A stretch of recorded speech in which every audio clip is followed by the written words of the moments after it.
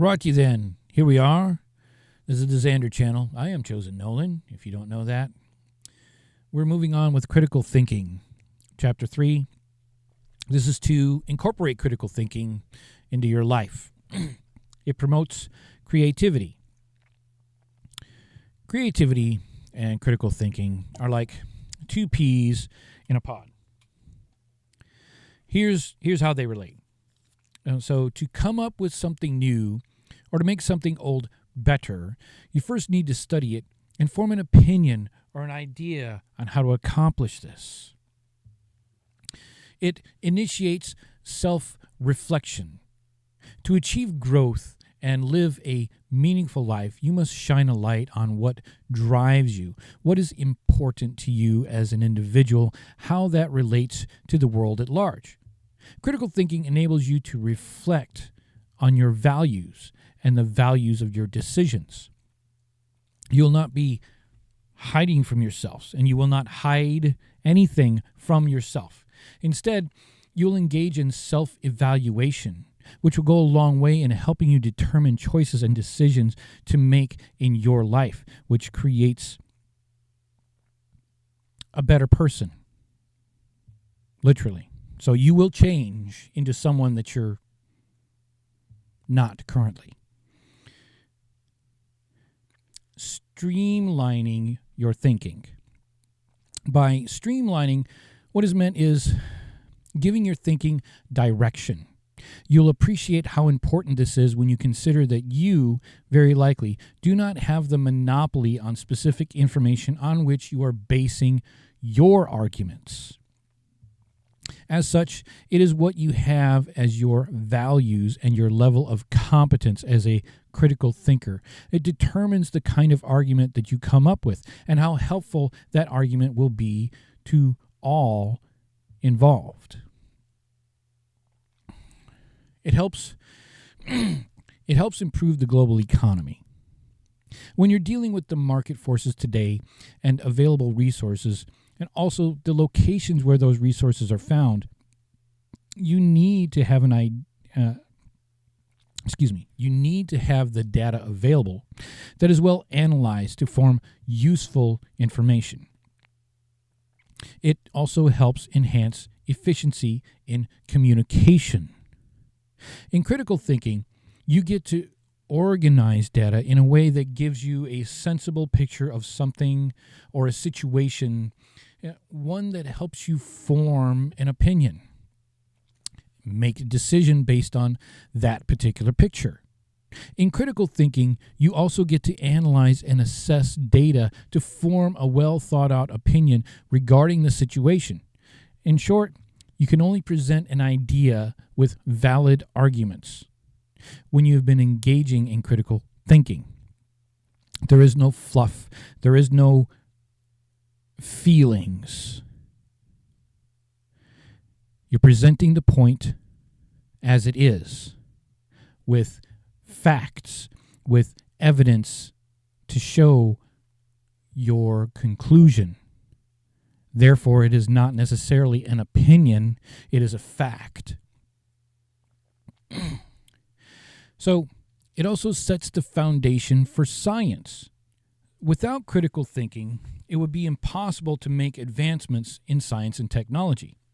When it comes to questioning theories, searching for answers, which is thinking critically, scientists and researchers are at the forefront, albeit not taught in the curriculum for science in the universities, but that's another topic for later. Science relies on critical thinkers to come up with formulas and solutions. It relies on data and proof of concepts that call for critical thinking. It enhances presentation skills. Life may call upon you to give a presentation at work, school, seminar, webinar, YouTube channel, during some sort of course, a religious gathering, or even a family meeting. To provide an excellent presentation, you need to employ critical thinking in order to accomplish these things. Critical thinking equips you with the skills to give a clear and systematic presentation or presentations where you state your points. You give the reasoning behind your points and provide proof of your standing on specific subjects. By using critical thinking, when called to do so, you are also able to defend your position because you've done the research. You have the evidence. When giving a presentation, you should use various resources such as graphs, charts, images to get your point across. Now, they should be professional depending on the situation. If it's a family event, drawing in crayon, fine. Boardroom, not so much. Unless you're trying to make a different point, but, we won't go there. It fosters teamwork. Every person in the entire workforce can get involved in solving problems through the application of critical thinking processes. This is where brainstorming comes in an organization. When more people are involved, more situations or ideas are presented in the workplace. There are people from diverse backgrounds, and they can come together, each giving their idea based on their understanding, their experience, their expertise. This fosters teamwork as a different employee comes together to find a solution, or different employees, they come together to find a solution through working together. Employees feel appreciated and feel allowed to impact the organization's future. Critical thinking promotes tolerance, it promotes understanding within the workplace itself. It promotes options. The advantage of critical thinking in the workplace is that the company can develop many viable solutions to the same problem. This promotes workplace innovation, as well as being able to offer different solutions to clients. Having several solutions to a problem in a company allows your company to use available resources instead of purchasing new materials. This will save money for your company, and the customers will benefit from having a variety of solutions to choose from. Idea building. Critical thinking helps in building new ideas. Let's say a new problem arises at your workplace. By employing group critical thinking, you can come up with a lot of solutions. And these solutions will help in the formulation of arguments. Once the arguments are analyzed, you can zero in on the best solution. Slowly, you'll be able to create an effective data bank and be able to solve problems at a faster pace on a daily basis, thereby increasing your productivity. Let's talk about progress. No company will stagnate if you're employing critical thinking, and all of the workers, all the employees are employing critical thinking together. There'll be no room for monotony, as creativity will be encouraged every time there's a problem. The company is sure to progress, and so will the company's employees. We all go along for the ride.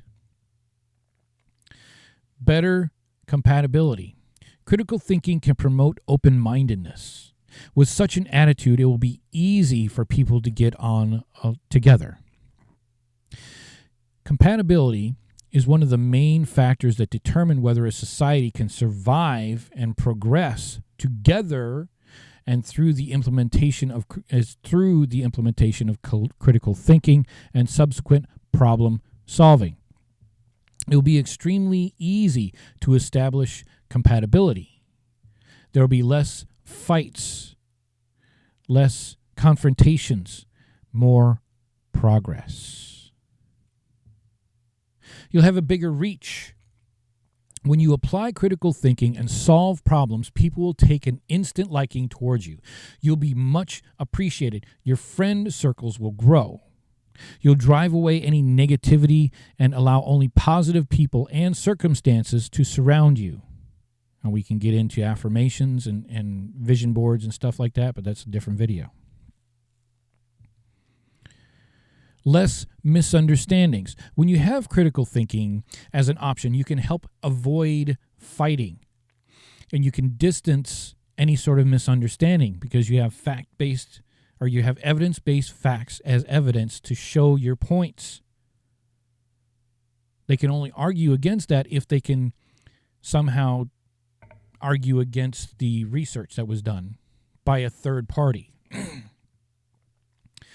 Or they can present other elements to that to come to a different conclusion. But that's working together. Now, with fewer problems on the home and personal front, you'll be able to concentrate better in your workplace. It'll help you increase your productivity and making the most of your intelligence. You'll not have to worry about going back to people who do not understand you, and just by thinking from their perspective every now and then, you'll be able to help them look from your perspective. And with such compatibility, right, you will remain motivated to practice more and more critical thinking and apply it to all of the various problems in your life, small and big. You apply it to the small stuff, you master it. You apply it to the big stuff when you need to, you master that, and you move on with your life. Now you're a whole different person. You have confidence. You're considered a leader. People will always come to you to solve problems because you're the only one that can do it, because they don't know how to think critically. They don't know where to go for the information. Isn't that what you want for your kids? For your legacy?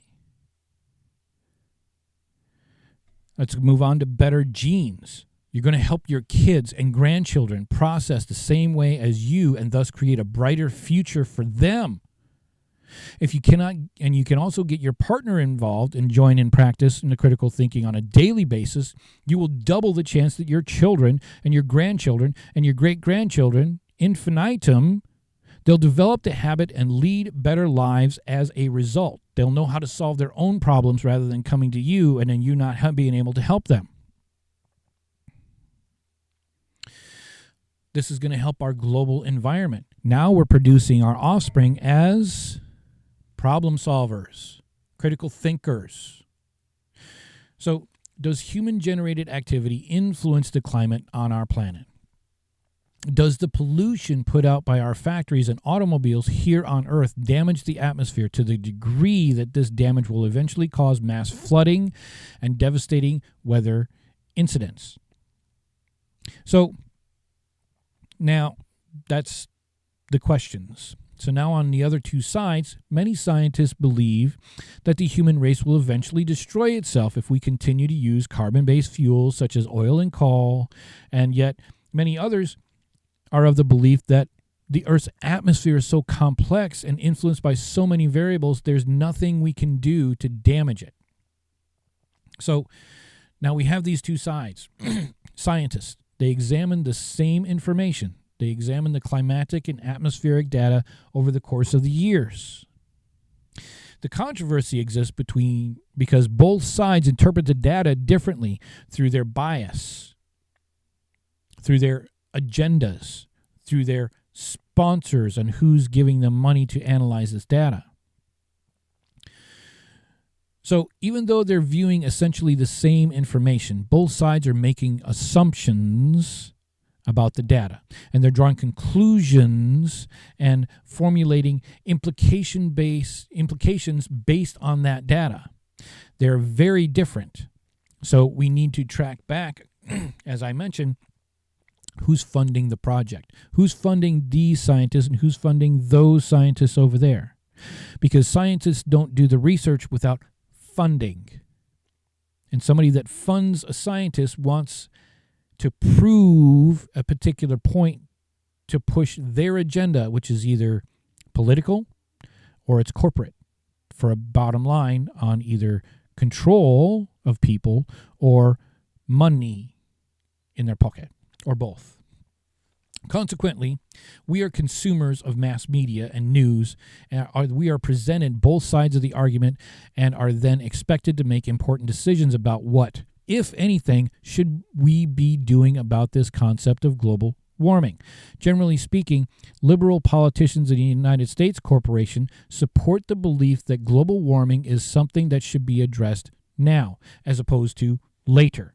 Actually, in 2006, former presidential candidate Al Gore produced a narrated movie called An Inconvenient Truth, in which he purported the effects of global warming and advocated for immediate plans and actions in order to reduce that threat.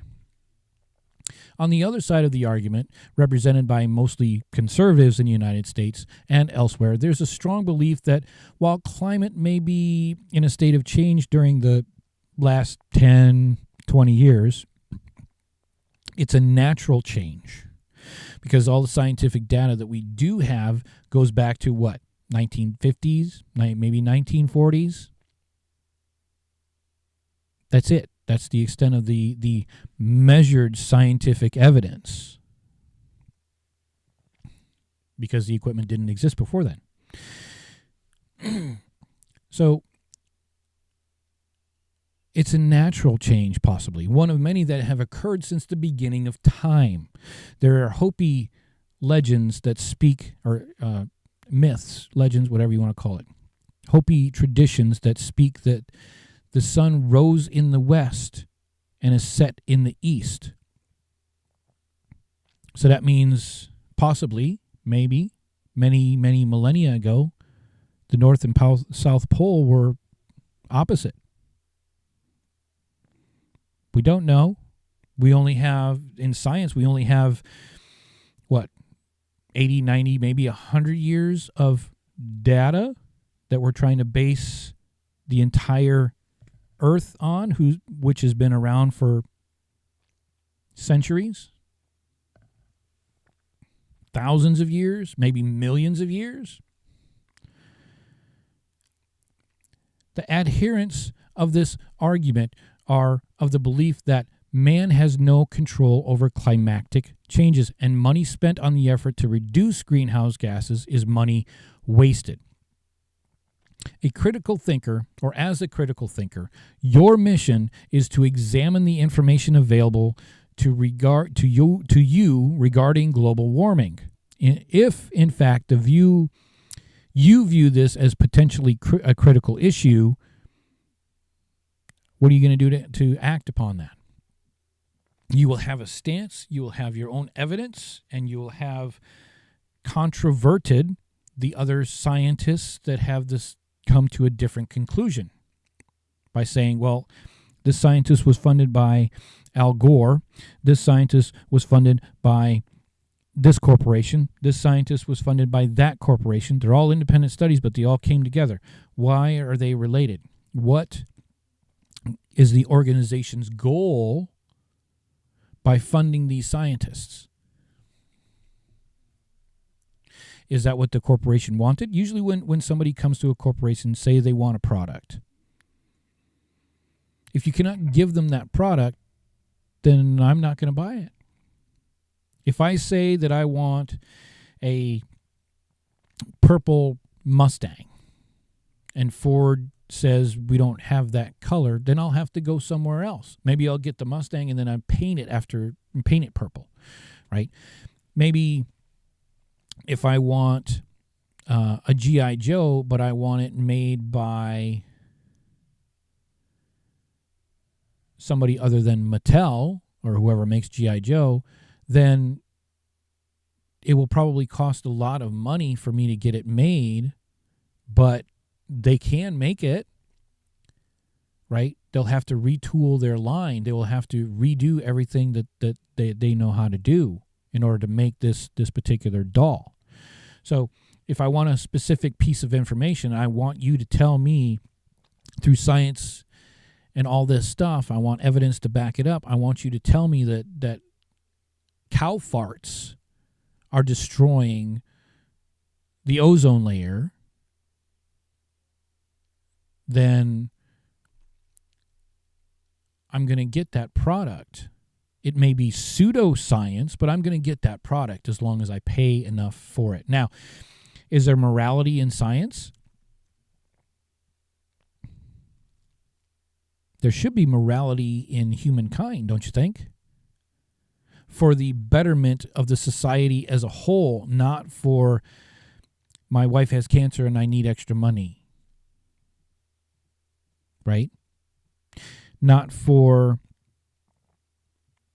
I need extra money because my family wants to go to Europe on vacation, or to Australia, or to Costa Rica. Now the scientist is being influenced by an outside source called money to come to a conclusion that's not accurate. So this is why everyone needs to know critical thinking. So there's two ways to do this, right? One is to get the data from those who have studied it, interpreted it, and the other is to find the raw data and interpret it for yourself. Which of these methods do you think is going to be easier? Or would it just be easier to close your eyes and stick your head in the sand like an ostrich? Keep one ear out so you can hear all the bullshit propaganda that's going on. Which method do you think would allow you to develop a more accurate picture of the problem, or a lack thereof? Draw your own conclusions after doing your own research. If you're talking to somebody about anything, you should have evidence to back up your stuff. Period. And that's chapter 3, incorporating critical thinking into your life. Stay tuned tomorrow for chapter 4 on the creative cycle.